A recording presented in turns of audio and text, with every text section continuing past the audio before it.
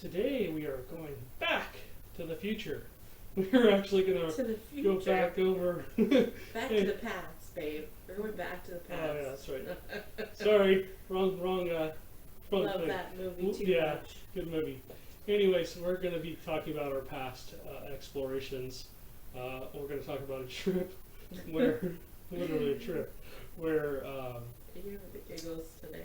yeah, where we basically toured the United States, and we essentially were out looking for said to be haunted places. We didn't have any gear at the time. This is, God, 20 years ago. And we basically were just wanting to stay in places that were said to be haunted or experience something. Ago, babe. It wasn't 20. It was more like 15. Okay, that's what happens when you have a wife. She corrects you. So, I'm just giving her a hard time. Anyways, she's awesome. I love my wife. So what we're going to do is we're going to talk about some of our experiences at some of the places we went to. I mean, we stopped in Tombstone, Arizona. We didn't have any experiences there. At the hotel we stayed at that was supposed to be haunted. We stopped in Texas and a few other places that were said to be haunted. We got to Louisiana, and as we pulled in, there was just a crazy storm going on. Not just Louisiana. It was the place where everybody talks about ghosts. Yeah. New Orleans. New Orleans, yeah. We pulled across the border. We basically caught up to the storm that had just hit Texas. And we had just stopped in Texas and camped in the Texas-Louisiana border. And we were literally, I don't know how far away from the swamp. It wasn't more than 3 or 4 feet. They gave us a campground. We could see the eye shine from the alligators and stuff, which is an experience. That was the first time I saw a red-faced duck. I don't know what they're called, but they look like alligator duck. Yeah. So, anyways, we were like literally feet from the edge of the swamp. It was so hot. Oh my God, it was, I think they said it was 100 degrees and it was 100% humidity, so I felt like it was about 120 degrees. Your clothes just stuck to you. Right. It was so bad. Essentially, we got like zero sleep that That night. was not New Orleans, by the way. That was in Texas. Well, that was the Texas-Louisiana border, Yeah. like I was saying. My bright idea, let's camp across the U.S. and we'll stop in different places that are said to be haunted and whatever else. We weren't really into anything besides ghosts at that time. So, long story short, we're exhausted. We pull into New Orleans, and we thought that we'd stop and find a cool place that might be haunted or whatever. Couldn't find any hotels open, not one. And so we were about to give up and continue on with our trip, and I pull around the corner, and there's this beautiful brand new hotel, middle of downtown, and I'm like, okay, well, It's on Bourbon Street. Yeah. So I said, hey, let me just go check here. Maybe they have an opening, and they were completely empty, which is weird. So I said, hey, I just need a room for the night, blah, blah, blah. Got upstairs, beautiful room. It was a Friday, too. It was the weekend. So it was a beautiful room. I guess it was some kind of convention or something going on in town. And so first thing we did was we kind of just dumped our crap, and we hadn't really taken a shower. So we had a valet. We didn't dump our crap. They took it upstairs for us. I meant in the room. We just dumped everything, wherever it went. I'm just saying. That's cool. So basically, we just put our stuff down, and the first thing we wanted to do was grab a shower. So I took a shower first. I closed the door, and I took a real hot shower, and the window, of course, fogged up as usual, steamed up. And as I'm taking a shower, I went to grab a towel or a washcloth or something, and I looked up, and above, on the top of the mirror, there's these numbers, and they just kept repeating. I'm like, what is that? So I just kind of remembered them. In fact, I think after I got out of the shower, I wrote them down. I said, hey, Mandy, go check out that. And she saw them too. The numbers were like behind the steam of the mirror. Right. It wasn't like somebody had taken their finger and gone up there while the steam was going on and like put the numbers across. It was like, I don't even know how it would be possible. It's like somebody had taken their finger and done it, but with no nothing dripped or ran. The condensation didn't run or anything, which was very strange. Also, when I was in the shower, I'm like, damn, it smelled like cigar smoke, or not cigar smoke, not the kind you normally consider to be, the nice kind of cigar smoke. It smelled like something was burning. I thought it was cigarettes. I thought somebody was just smoking in the next room or something like that. And keep in mind, we asked for a non-smoking room. They told us they put us on a non-smoking floor. Right. They said the hotel was non-smoking, although people still do smoke in different this rooms. was 15 years ago. Right. So also we came to find out that there was nobody in the rooms next to us. So At least not when we arrived. right, and the people downstairs when we checked out the next morning, we'll get into that in a minute, all said the same thing. Hey, nobody's allowed to smoke in the hotel.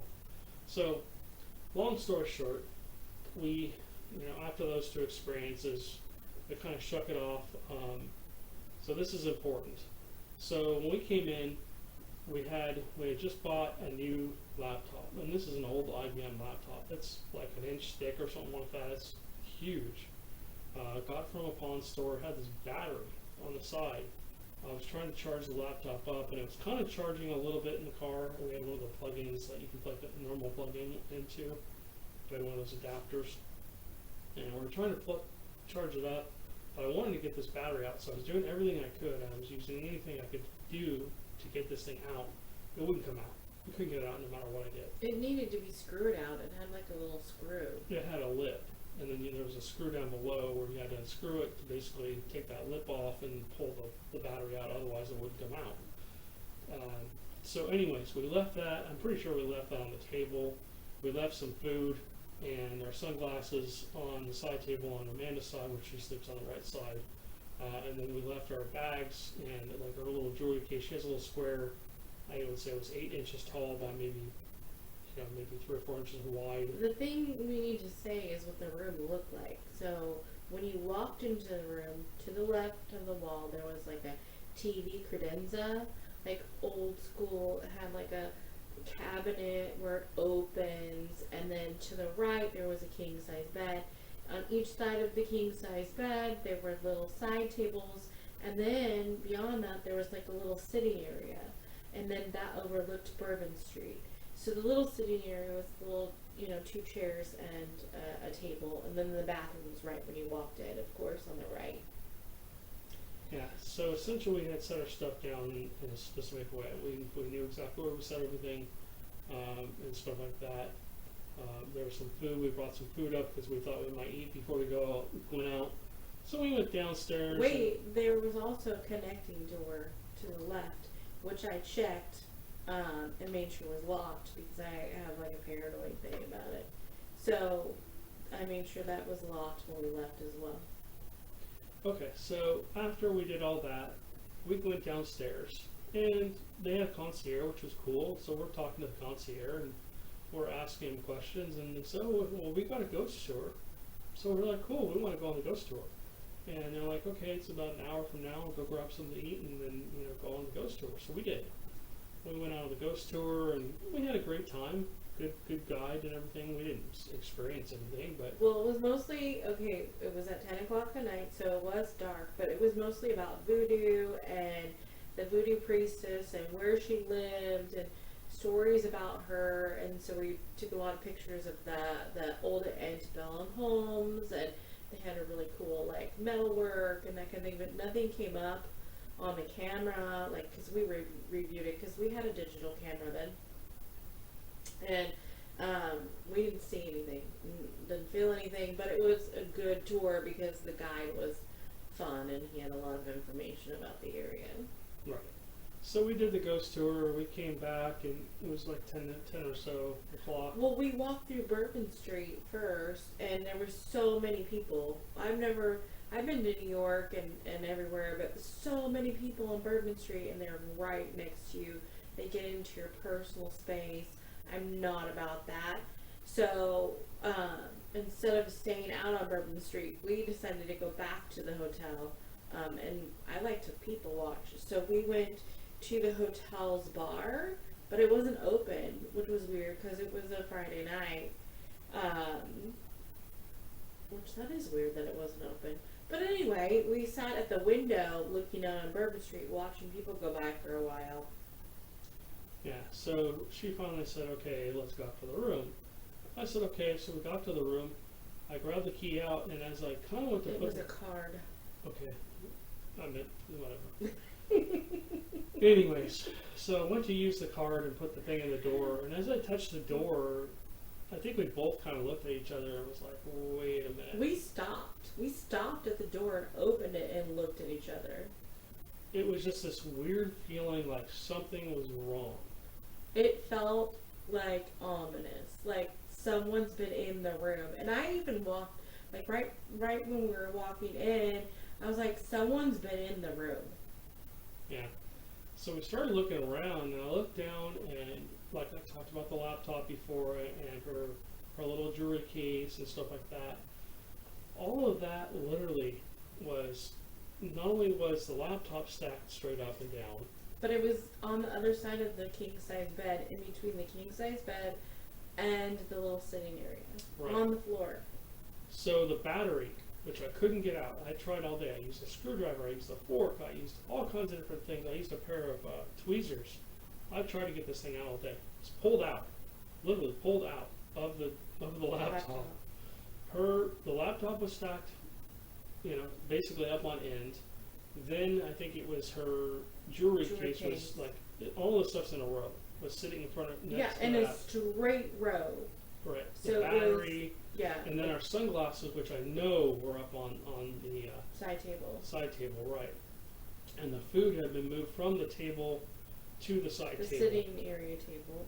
Right. So it was just like shock. There was like, because it wasn't just one pair of sunglasses, it was my sunglasses too. Right. So it It's was 2 pairs. the IBM laptop, the IBM laptop battery, my jewelry case, the 2 pairs of sunglasses, and the food was moved. So someone or something's been in the room. So the first thing that I did is, of course, check the door to the other room, the one that goes into the other room, the adjoining door, that was locked from the inside. And then I opened the jewelry case because I foolishly and I carried lots of jewelry because we were gone for a long time. So I mean, that was a lot of money in jewelry that I had with me. It was full of jewelry. None of it was missing. And then we looked through every other thing in our bags. Nothing was missing. Just things Stuff were had just moved. been, moved, exactly. And so I did have a cell phone at that time. And I was like, Matt, you need to go down and tell them someone's been in the room. Like, at this point, someone's been in the room. Someone's messing with me. I actually went over. There was this thing on the wall. I thought maybe it was a camera. I thought we were on that show. What was that old show that people Caught on camera. Caught on camera, or Something where they I can't mess with remember you. what it was. Yeah. But there was that investigation camera where people would mess with you, and then I think Ashton Kutcher did it. I don't know. Anyways, and so Matt goes down to talk to the management. Meanwhile, I get on the cell phone and talk to my mom, and I was like, either someone was in our room or there's a ghost in this room. And Matt, what did you tell the management? So when I went down and told the management, I said, hey, has anybody been in a room?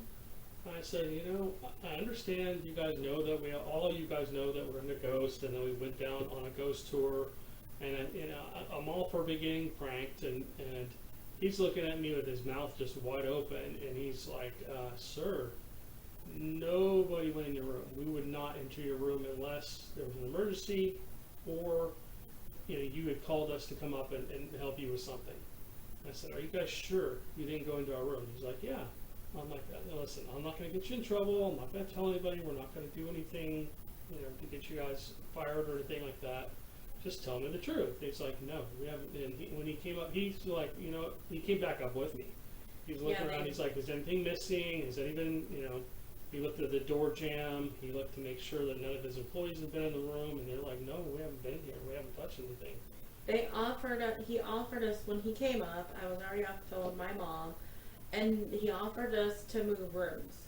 Well, I didn't want to move rooms because we've been gone for like a month, and we've been camping, and I was exhausted, and then I had a huge luggage, Of course, they probably would have moved it for us, but I was just over it because it was already like, what was it, like midnight, 1 o'clock in the Yeah, morning. it was. I was over it. I was like, I'm not gonna move. I'm just nothing's missing. It is what it is. We'll put the lock on the door, like the privacy lock or whatever. And then I moved like a chair in front of the adjoining door. Even though it was locked from the inside, I just did it anyway. Yeah, and after she calmed down, I turned the TV on for a little while. I think it was like 2 o'clock in the morning. I was all wound up. I couldn't go to sleep. I fell asleep. Yeah, and she went to sleep pretty quick. And I finally, around 2 a.m. or so, I turned the TV off and was almost asleep when all the damn lights in the room came on. And it was blinding. I was like, oh God. I said, I made the mistake of saying out loud, I'm not getting up to turn that off. And I think it was probably like a minute or two later, all the lights finally went back off. I slept through that. Mm-hmm. So I don't know what time. I think it was like 5:30 or 6 o'clock in the morning. What time it was. Yeah, 3 or 4 hours later, all of a sudden, I thought we were having an earthquake. The whole room shook. Not the whole. Well, I felt like the room bed. shook at first, and then I'm looking around. It was a bed. The bed shook, and that mattress woke me up. Yeah, the mattress almost like literally jumped every which way. It was like, It wasn't like an earthquake. It was like someone was sitting on the end of the bed and pushing it back and forth. yeah. And that bed actually was attached to the floor. It was actually a built-in bed. So And the headboard was screwed to the wall. Yeah, the mattress it's one of those ones where they put a frame around and then attach it to the floor, attach it to the wall, and then put the mattress, they insert the mattress in, and then basically sleep on top of that. And we checked, it was a wooden frame. Yeah, we checked afterwards. And so we were sitting there and we're like, oh my God. And then we hear a woman giggle and she's giggling like that. And so I thought next door, there was someone next door that was, how do I say this on this thing? Getting busy. Business, And that's why we were shaking. So I just went back to bed. I just like, okay, whatever. So she sends me, she's like, you gotta go next door and see if No, not until the next day. it was the next But the day. It was like TV, 7 o'clock in the morning. between then, the TV turned on. You didn't say the TV turned Oh, on. I didn't Because it's somewhere in between there. I can't remember if it was before or after. The TV turned on to the channel where it just was White like noise. the Poltergeist from the Poltergeist movie. Yeah. And then it turned itself off. And again, I rationalize it thinking that maybe Matt's late on the remote or something. Yeah. But then I started adding things up in the morning because then I had some sleep and, and I was like, this doesn't make any sense because the door was locked and the bed was shaking and I heard someone next door open the door and close it. So Matt had come out of the shower and I was like, babe, you gotta go next door. You have to go and you have to ask them if they're messing with us. He didn't want to do it. And I was like, listen, we need to know what's really happening here because if they're messing with us, then it is what it is. Like, maybe they're bored and, I don't know. This doesn't make any sense. So Matt actually went over because I pestered him enough. What happened when he went over? Yeah, well, I was pretty shy at that point. I wasn't as outgoing as I am now. But I walked over there, and I'm sure I was bright red. I knocked on the door. I said, I don't know how to ask this. We're your neighbors. And I said, I don't want to bother you. I know it's like 8 o'clock in the morning or whatever it is. And Amanda and I hadn't got much sleep that night because of all the craziness that happened. I didn't tell them that. But I said, I didn't know how to say it. I said, were you guys messing around? Were you guys, kind of doing your thing? And they looked at me and smiled. They started laughing. She's like, no, we just got here a few minutes ago. And I looked over and she had done kind of the same thing as Amanda. She had put her luggage up against the adjoining door because I think she had the same fear as Amanda. And she said, we just got here like 5 minutes ago. We just literally just checked in. And so they're like, what's going on? And I told them the story. They're like, oh. So I went back over and I told Amanda, and she's like, oh, okay, we're leaving right now. Well, yeah, because at that point, it couldn't be anything but a ghost. Like, what the hell? It has to be a ghost. Doesn't make any sense. The other thing is that the manager, what Matt didn't tell you, is the manager checked the computer system to see if the key card was used by anybody but us, and it hadn't been. Yeah. So. Yeah, so it gets better. So essentially, well, I also forgot to mention that when I was in the shower, I also kept smelling like a sweet smell, like an old perfume or I smelled it too. I some thought kind of something that just didn't seem right. Well, I thought that thing on the wall, where I work, we have those automatically the spritzers of the potpourri, like in the bathrooms, and I thought that's what that thing on the wall was. So I just thought it was the hotel with automatic potpourri spritzers. Yeah, and this is back before they had Wi-Fi and all that stuff. Like I said, this is a long time ago. No, did they have Wi-Fi? No, they did not have Wi-Fi. Not Wi-Fi the didn't hotel, come out until actually, huh? like 10 years ago. Well, I had a cell phone though. You had a cell phone, yeah. That's back when the cell phone bill was like, $3 a minute or some crazy number like that. And that was just used for emergencies. Okay. Anyway, so It's a long we time packed ago. up. We're going downstairs to check out, and we're telling the young lady at the counter what's going on, and all of a sudden, Like, no. Well, I told her the whole story because I walked down there and literally told her that room is haunted. I was like, that room is haunted, and this is why. well, the girl that was checking us out was like, oh, okay, all right. But the girl that was walking by, I think she was a manager or something like that. Behind her. She was behind her. Yeah, she was behind her. And she heard what we were saying, and she stops, and she just turns white as a ghost. I mean, And her eyes got really big. she's like, oh, well, you didn't know this. This hotel is brand new. They just built this like a year ago. Or they remodeled it. One No, of the they two. had just built it because it had burned down. Okay. She said, oh, well, this place used to be an old opera house. And she said that there was a fire, hint, smoke smell, and a lot of the people, there was like 15 people that died in the fire, and one of them was the opera star, and Of the opera house. of the opera house, yeah. So I'm That thinking, was a woman. right. So I'm thinking, okay, the sweet smell, okay, that makes sense. The fire smell, the smoke smell, that makes sense. So we start telling her about the weird numbers up on the Yeah. mirror, and she goes, "Oh my God!" Excuse my language. Oh my gosh, that used to be the old address to this location. They To changed the opera house. to the to the opera house. They changed the number when they built this place a couple years ago, and we were just like, I think everybody's jaw was on the floor when she said that, and so everything just started to make sense.